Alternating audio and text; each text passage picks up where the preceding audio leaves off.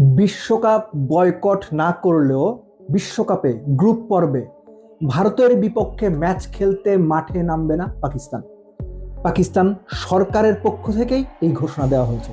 অনেক বড় খবর, অনেক বড় খবর এই অর্থে, এই যে আইসিসির রেভিনিউ, সহজ কথায় টাকা পয়সা রোজগারের যে ব্যবস্থা বিশ্বকাপ থেকে, এই রোজগারের একটা বড় অংশ আসে ভারত পাকিস্তান ম্যাচ থেকে।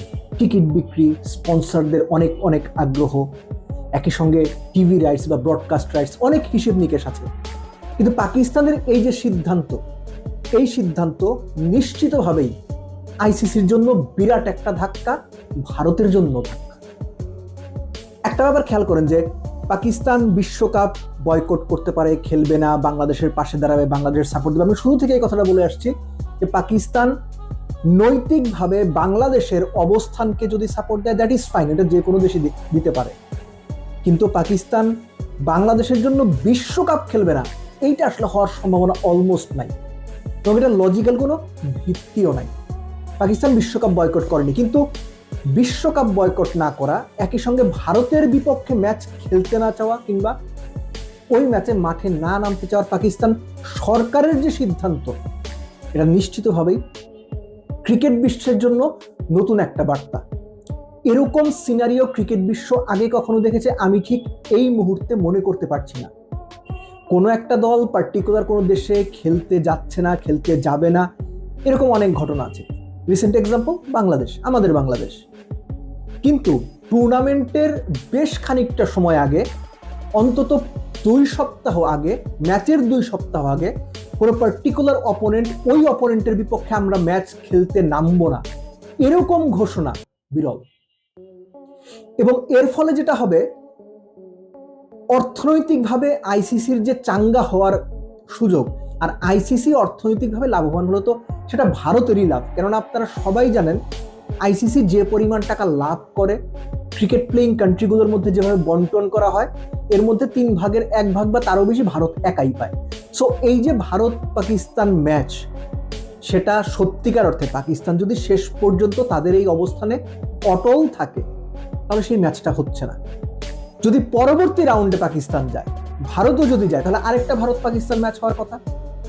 সেই ক্ষেত্রে তখন কি হবে?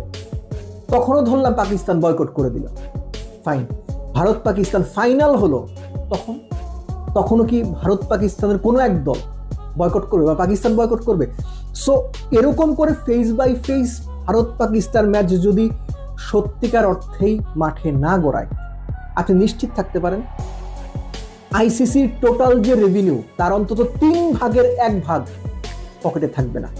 একই সঙ্গে এই যে বাংলাদেশ খেলছে না, বাংলাদেশ না থাকার ফলে আমি যতটুকু জানি বুঝি বা যতটুকু তথ্য আছে আমার কাছে, আইসিসির টোটাল রেভিনিউয়ের অন্তত 40% এবার ধসে যেতে পারে। অর্থাৎ ক্রিকেটের যে টাকা কামানোর system, ICC, Bharat, Australia, England বা অন্যান্য দেশগুলোর টাকা কামানোর যে সিস্টেম, সেই সিস্টেমে পাকিস্তানের এই না খেলতে চাওয়াটা বড় একটা আঘাত।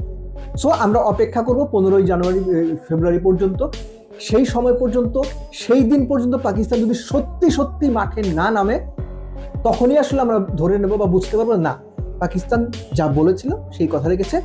লাস্টলি এই সিদ্ধান্ত ম্যাচের অন্তত 2 সপ্তাহ আগে জানানোর মধ্য দিয়ে আইসিসির সামনেও কিন্তু সুযোগ তৈরি হলো যে তারা পাকিস্তানকে এই ব্যাপারে সতর্ক পদক্ষেপ নিতে আহ্বান জানাবে কিংবা কিছু একটা বলবে।